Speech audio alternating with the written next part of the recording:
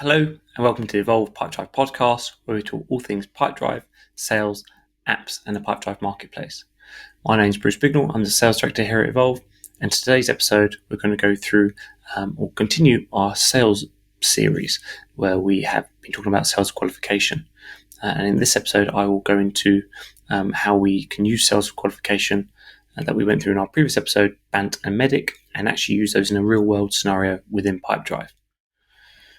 So before I go into this episode, there is a small caveat around qualification and using it within Pipedrive.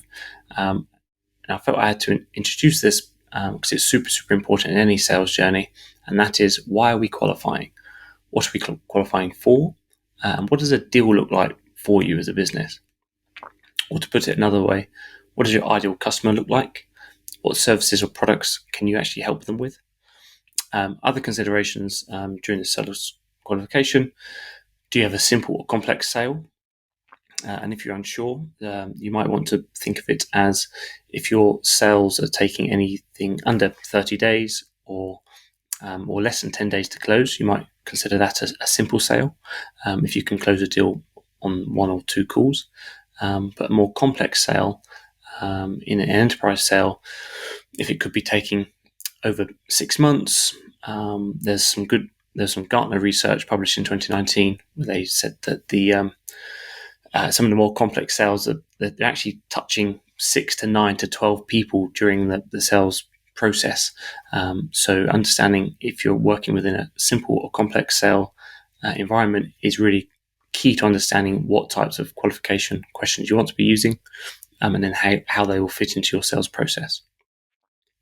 So working directly with your CRM is super important to keep all your details up to date, so you can have clear visibility of the progress that your sales are making throughout your sales process. Which is why I will now walk you through how to use Pipedrive as a sales enablement tool during the sales process to continue to qualify and capture this data along the way. Pulling inspiration from books like Neil Rackman's Spin Selling, Keenan's Gap Selling, the Challenger Sale, also the Challenger Customer is a later version of that, and one of my favorites, Mike Weinberg's New Business, New Sales Simplified. Now, the real example here at Evolve, we have two distinct pipelines. We have on Pipedrive or not on Pipedrive. So for ease, I'll simplify the pipelines here. So we have a new inquiry, contact made, an intro call booked, a scoping call booked. We then create a proposal, and then we walk them through the proposal. I'll take you through this first meeting and how I like to capture this data using the BANT methodology in this first instance, and how we actually use Pipedrive as a sales enablement tool throughout that process. I'm going to be mentioning Pipedrive workflow automation, which we actually talk about with my business partner, Aaron, on another episode where we talk all about triggers and events and what you can do with Pipedrive workflow automation and what you can't do. So this Pipedrive workflow automation creates an activity when a deal is updated and moved onto the intro call booked stage. This is what I'm talking about now. When we move from the inquiry, contact made, we've now booked this intro call. We now have an automation that will do these next steps. We have a trigger, which is the deal updated, and the condition, this deal stage has changed to intro call booked. We then create an action, which is to create an activity with the qualification questions ready made in there, ready for my call. So I don't have to have them written down. They're ready for me in my CRM. As soon as I've moved that deal opportunity into the intro call book stage, I've got my questions ready made for me there. Now, the purpose of this intro call is to sales qualify the prospect. Can we help? Is someone else better suited? And it's super important to note that we do not only want to check this criteria against the BANT methodology and to collect all the details that we need for the next phase of the sales process, a scoping call, or for the next phase of the process being once sale is made, once it goes into delivery. But we also want to be questioning whether this prospect is a fit for us at all. It's much better to find this out early, save time from our side, be much more useful, much better use of their time if they can find a better fit elsewhere. And we have a whole list of suitable partners that we would pass on to. If it's not for Pipedrive, we'll pass them on to them. If it's some other type of work, we'll pass them on to smaller consultants. So the real world qualification questions that we have at this stage and from the automation piece is, how did you find us? Tell me more about your company and what is your role in this project? Sometimes I actually ask those questions ahead of the call just to kind of get an understanding of what they're bringing to this in an email. But this does give a snapshot of who they are. Do they have authority in the buying process? And gives me a little more detail than what I might find from LinkedIn. Other questions would include, how long have they been using Pipedrive or the other tech system? They might be coming from another technology. Who set it up and what teams are using it? And this really gives us some insight into the capabilities of the team themselves and how that we might be able to service them or work collaboratively with them in the future. Another question here would be, what are you looking to get from the software? So what I'm really trying to do is identify the need. What is, in the best case, what would they want from their software here? How many people currently work at the company and would use the CRM? Now, up to this point, it's all been quite informal. I've collected data to understand whether we can help or not.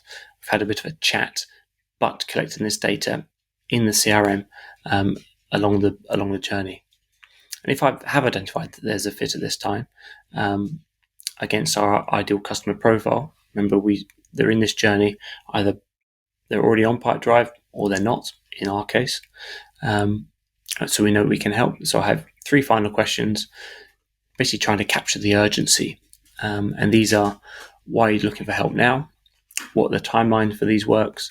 And do you have a budget or expectation of how much you're looking to spend on this project? Now, straight after the call, I can capture these notes in my CRM because it's already open. The questions are there in front of me.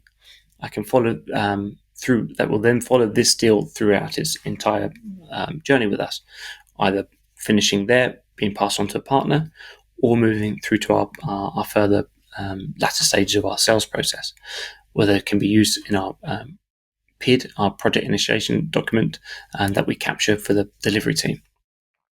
And it gives the delivery team all the understandings that we've collected from that first call, from the scope call, all the way throughout the sales process, which is where we start after the intro call using the MEDDIC framework, metrics, economic buyer, decision-making process, decision criteria, identifying the pain, and capturing the champion.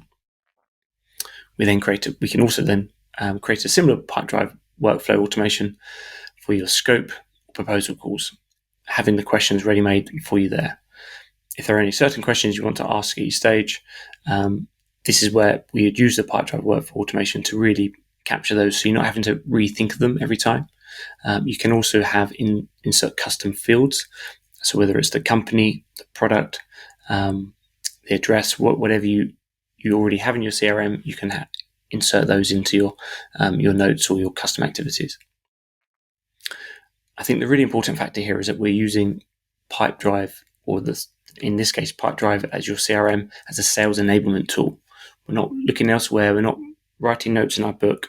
We're using the software as to aid us in the sales journey. With a single place to capture your data, you can quickly identify gaps within your qualification, like what was their decision-making process 6 weeks from now, after they have a formal written proposal. So you then can build that into your forecast. It's good to know how you can help get this put together, any specific request for the proposal. So if they need you to visit to deliver the proposal, if they need you to send it in as a paper copy, whatever it might be, you can look to capture that when you ask those types of questions.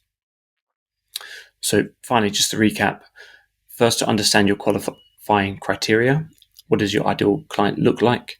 What products or services can you offer that fit? once you know that, you can make a much clearer understanding decision early on. Write the questions that you need to answer in your first intro call to qualify it out, so you can be useful and pass on suitable partners if you can't help at this stage, or progress it throughout your sales process. Thirdly, creating a Pipedrive workflow automation to have these questions in front of you when you have your call. This allows you to use your CRM as a true sales enablement tool, helping the salesperson throughout their work day. And then it actually helps you, your colleagues, your other colleagues in other departments. They won't be asking you for the details there. You've already captured it during it. A person I used to work with in a product team, he said he called it help a brother out. From a salesperson's point of view, if you can help a brother out, because in 3 weeks' time, the delivery team are going to have to be asking these questions anyway. So if you can capture it as early as you can, it then stays with that deal and prospect and customer throughout their sales journey with you. And that's when a CRM is being truly, truly powerful. So that's it for this week. Thank you for listening to the Evolve Pipedrive podcast, where we talk all things Pipedrive, sales, apps, and Pipedrive Marketplace. Please do like, subscribe, and share with anyone that you think will find this useful. And all of the books and research that I mentioned in this episode, I'll be sure to put in the show notes. We've got some really exciting guests coming in the upcoming weeks, so I look forward to speaking with you soon. Cheers.